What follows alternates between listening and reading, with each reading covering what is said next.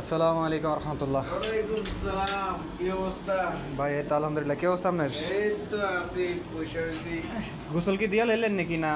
না, আমি টেনশনে আছি। আমি কাপড় ধুইতে হইব না, ডিউটি যতক্ষণ পে করি কাপড় তো নিজে ধুইতে হইব। এদেশে তো কেউ কাপড় ধুয়ে দিব না, বুঝো নাই? ও ভাই এটা কথা শান্তি না, সত্য। ডিউটি কইরা এই যে 12 ঘন্টা ডিউটি কইরা আইয়া এখন আবার এই যে সবজি কাপড় ধুইতে হইব। কাপড় না ধুইলে আবার কোন পিন কইরা ডিউটি করতে হইব না। কারণ এইভাবে মনে করো যে সব ধুইতে হইব আর কি।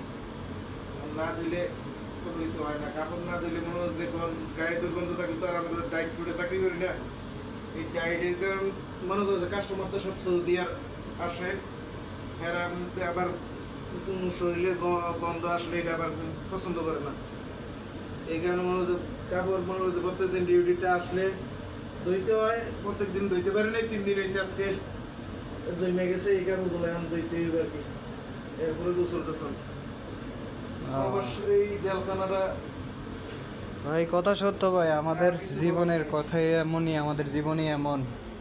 এইটা নিয়েই আছি আর কি, টেনশনে আর কিছুই না। মানে যাক, এটাই প্রবাস। এসে রাত্রে 1টা বাজে, এখন তো 1টা বাজতেছে।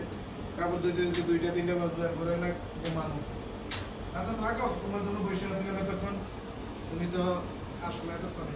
ওকে ঠিক আছে, যান গোসলটা দিয়ে আসেন, আমি পরে গোসল দিব। এই আর কি আর করবো, কাপড় কাপড় ধরে আইলো। ভালো লাগে না ডিউটির কারণে মনে হচ্ছে এই কাপড় ধুইতে দেওয়া যায় না। এখন রাত্রে না দিলে আবার দেওয়ার সময়ও নাই, আমাদের তো আর বন্ধ নাই। মানুষের তো সাপ্তাহিক বন্ধ থাকে, আমরা সাপ্তাহিক বন্ধও নাই। এই হলো ঝামেলা,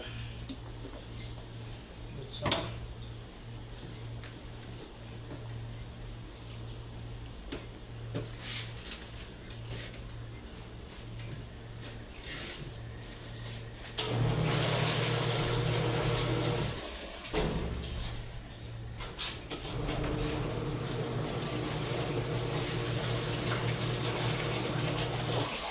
ভালো লাগে না কোনো কিছু। আমাদেরই ভালো লাগে না। ডিউটি ডিউটি ডিউটি, খেলাধুর ডিউটি, মজাই লাগে না। বন্ধ করে দাও। গোসল টোসল দিতে না? হ্যাঁ ভাই গোসল তো দিমু, আপনার লেগে না বই রইলাম। আমি তো কাপড় ধুয়ে দেরি করে নিলাম ভাই তোমার গোসলটা। ভাই সমস্যা নেই। গোসল টোসল করে এলে আর লাইট নিবে ঘুমাইলে তুই, বুঝলি? ওকে ভাই। ভালো লাগতেছে না শরীরটা, তুমিও দেরি করে নিলাম তোমার লাগি, সরি ভাই।